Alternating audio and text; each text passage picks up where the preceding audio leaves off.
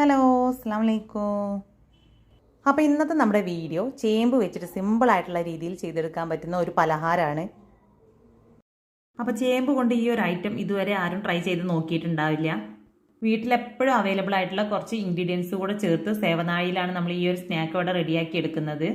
അപ്പോൾ വീഡിയോ മുഴുവനായിട്ടും സ്കിപ്പ് ചെയ്യാതെ തന്നെ കാണുക. കണ്ടിട്ട് ഇഷ്ടമാവുന്നുണ്ടെങ്കിൽ ലൈക്ക് ചെയ്യാനും നമ്മുടെ ചാനൽ സബ്സ്ക്രൈബ് ചെയ്തിട്ട് സപ്പോർട്ട് ചെയ്യാനും കൂടെ മറക്കരുത് കേട്ടോ. അപ്പോൾ നമുക്ക് ഈ ഒരു സ്നാക്ക് എങ്ങനെ റെഡിയാക്കി എടുക്കുന്നതെന്ന് നോക്കിയാലോ. അപ്പോൾ ഒരു മീഡിയം വലുപ്പത്തിലുള്ള 2 ചേമ്പ് വെച്ചിട്ടാണ് ഞാനിവിടെ ഈ ഒരു പലഹാരം റെഡിയാക്കി എടുക്കുന്നത്. അപ്പോൾ ഇതിൻ്റെ ഈ ഒരു തൊലിയൊക്കെ ഒന്ന് കളഞ്ഞെടുത്തതിന് ശേഷം നന്നായിട്ട് തന്നെ കഴുകി വൃത്തിയാക്കി എടുക്കാം. അപ്പോൾ ചേമ്പായതുകൊണ്ട് നമ്മൾ ഇത് കട്ട് ചെയ്തെടുക്കുന്ന സമയത്തൊക്കെ കുറച്ചധികം ഒരു കൊഴുപ്പ് പോലെ ഉണ്ടാവും. അപ്പോൾ 2-3 പ്രാവശ്യം നമ്മൾ വെള്ളത്തിൽ നന്നായിട്ട് തന്നെ ഒന്ന് കഴുകിയെടുത്താൽ മതി കേട്ടോ. അപ്പോൾ ഏകദേശം ഈ ഒരു വലുപ്പത്തിലുള്ള പീസായിട്ടാണ് ഞാൻ ഇതിനെ കട്ട് ചെയ്തെടുത്തിട്ടുള്ളത്. അപ്പോൾ ഇതിനെ വേവിച്ചെടുക്കാനായിട്ട് ഞാനിവിടെ ഒരു കുക്കറിലേക്ക് ഇട്ട് കൊടുക്കുകയാണ്. അത്യാവശ്യം നല്ല പൊടിയുള്ള തരത്തിലുള്ള ചേമ്പാണ് കേട്ടോ. അപ്പോൾ പെട്ടെന്ന് തന്നെ കുക്കായിട്ട് കിട്ടും. ഇനി ഞാനിതിലേക്ക് ആവശ്യത്തിനുള്ള ഉപ്പും കുറച്ച് വെള്ളം കൂടെ ചേർത്ത് കൊടുത്ത് ഒരു 3 വിസിൽ വരുന്നത് വരെ വേവിച്ചെടുക്കുന്നുണ്ട്. ഇനി ഇതുപോലെ കട്ട് ചെയ്തെടുക്കുന്നതിന് പകരം നിങ്ങൾക്ക് നന്നായിട്ട് തന്നെ കഴുകി വൃത്തിയാക്കിയതിന് ശേഷം തൊലിയോട് കൂടെ തന്നെ പുഴുങ്ങിയെടുത്ത് അതിനുശേഷം തൊലി ഒന്ന് റിമൂവ് ചെയ്തിട്ട് പിന്നെ കട്ട് ചെയ്തെടുത്താലും മതി. അപ്പോൾ ഒരു 3 വിസിൽ വന്നതിന് ശേഷം ഞാൻ നമ്മുടെ കുക്കറൊക്കെ ഒന്ന് ഓഫ് ചെയ്ത് വെച്ചിട്ടുണ്ടായിരുന്നു. അപ്പോൾ പ്രഷറൊക്കെ മുഴുവനായിട്ടും പോയതിന് ശേഷമാണ് ഞാൻ ഇത് പുറത്തെടുക്കുന്നത്. അപ്പോൾ നന്നായിട്ട് തന്നെ വെന്ത് ഉടഞ്ഞിട്ടുണ്ട് കേട്ടോ. ഇനി ഇതിനെ വെള്ളത്തിൽ നിന്ന് കോരി വേറൊരു പാത്രത്തിലേക്ക് ഇട്ട് കൊടുത്തിട്ടുണ്ട്. ഇനി ഇത് കംപ്ലീറ്റ് ഒന്ന് ചൂടാറാനായിട്ട് നമുക്ക് വെയിറ്റ് ചെയ്യാം.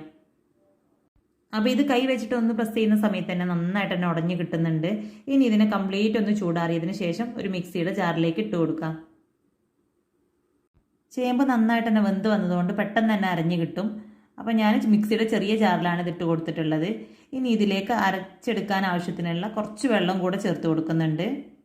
ഇനി ഇത് മിക്സിയിലിട്ടിട്ട് ജസ്റ്റ് ഒന്ന് പൾസ് ചെയ്തെടുത്താൽ മതി കേട്ടോ. നമ്മൾ 2-3 പ്രാവശ്യം ഇങ്ങനെ പൾസ് ചെയ്തെടുക്കുമ്പോൾ തന്നെ നന്നായിട്ട് തന്നെ അരഞ്ഞു കിട്ടും. പിന്നെ ഞാൻ നേരത്തെ പറഞ്ഞല്ലോ ചേമ്പായതുകൊണ്ട് തന്നെ കുറച്ചധികം ഒരു പശയുള്ള പോലെയാണ് ഉണ്ടാവുക. അപ്പോൾ ഇത് അരച്ചെടുത്തപ്പോൾ നമ്മൾ ചോറൊക്കെ അരച്ചെടുക്കുന്ന ആ ഒരു രീതിയിലാണ് കേട്ടോ ഇതിപ്പോൾ കിട്ടിയിട്ടുള്ളത്. അപ്പോൾ നന്നായിട്ട് തന്നെ അരഞ്ഞു കിട്ടിയിട്ടുണ്ട്.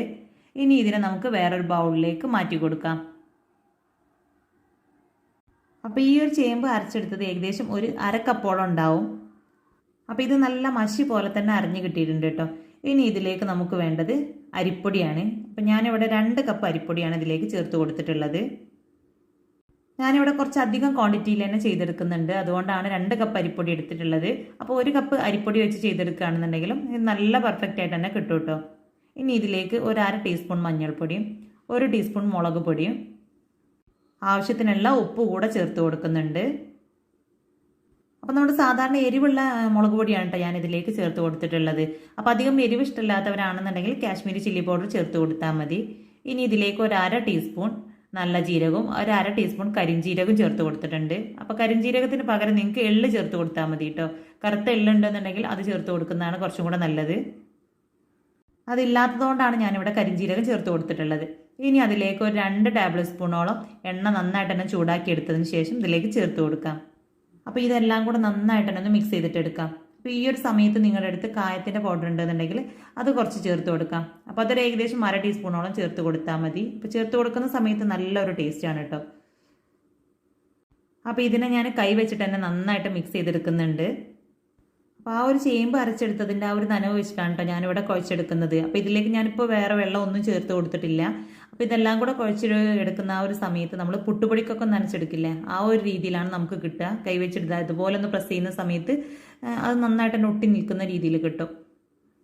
അപ്പോൾ ഇത് കംപ്ലീറ്റ് ഒന്ന് കുഴച്ചെടുക്കാൻ വേണ്ടിയിട്ട് നമുക്ക് കുറച്ചുകൂടെ വെള്ളം വേണം. അപ്പോൾ നമ്മൾ ചേമ്പ് അരച്ചെടുത്തിട്ടുണ്ടായിരുന്ന ആ ഒരു മിക്സി ജാറിലേക്ക് തന്നെ കുറച്ചും കൂടെ വെള്ളം ചേർത്ത് ഞാനൊന്ന് അടിച്ചെടുത്തതാണ്.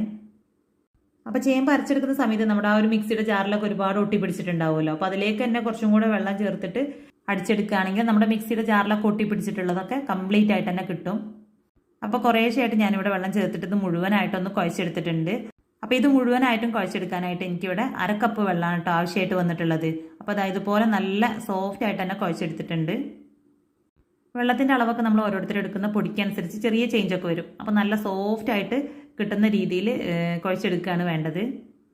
ഇനി ഇതിനെ റെസ്റ്റ് ചെയ്യാൻ വെക്കേണ്ട ആവശ്യമൊന്നുമില്ല. നമുക്കിത് കുഴച്ചെടുത്ത് അതേ സമയം തന്നെ നമുക്ക് ഈ സ്നാക്ക് റെഡിയാക്കി എടുക്കാം. അപ്പോൾ ഇത് റെഡിയാക്കി എടുക്കാനായിട്ട് ഞാനിവിടെ സേവനാഴി എടുത്തിട്ടുണ്ട്. ഇനി ഇതിലേക്ക് 3 സ്റ്റാർ വരുന്ന രീതിയിലുള്ള ഒരു അച്ചാണ് ഞാൻ ഇട്ട് കൊടുക്കുന്നത്.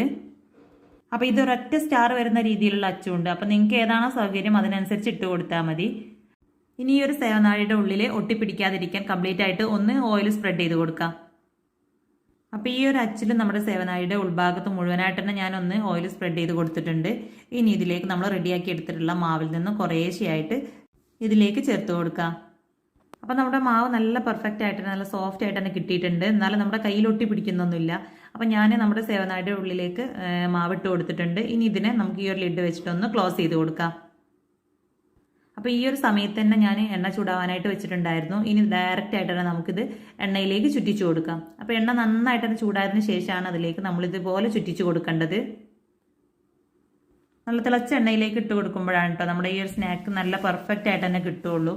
അപ്പോൾ ഇത് ഞാൻ ഒന്നിച്ച് ചുറ്റിച്ചെടുക്കുകയാണ് ചെയ്യുന്നത്. അപ്പോൾ അതുകൊണ്ട് തന്നെ ഷേപ്പ് നോക്കേണ്ട ആവശ്യമില്ല. നമുക്ക് ഇഷ്ടമുള്ള രീതിയിൽ ചുറ്റിച്ചെടുക്കാം. ലാസ്റ്റ് നമുക്ക് വെന്ത് വന്നതിന് ശേഷം ഓരോന്നും പൊട്ടിച്ചെടുത്താൽ മതി. ഇനി ഒരൊറ്റ സ്റ്റാർ വരുന്ന രീതിയിലുള്ള അച്ച് വെച്ചിട്ട് നമുക്ക് ചെറിയ നുറുക്കുകളാക്കിയിട്ട് ചുറ്റിച്ചെടുക്കാം കേട്ടോ. ഞാനിവിടെ ഒന്നിച്ച് ചുറ്റിച്ചെടുക്കുകയാണ് ചെയ്തിട്ടുള്ളത്. അപ്പോൾ ഇതിൻ്റെ ഒരു സൈഡ് കുക്കായി വന്നതിന് ശേഷം ഞാനിതിനെ ഒന്ന് തിരിച്ചിട്ട് കൊടുക്കുന്നുണ്ട്.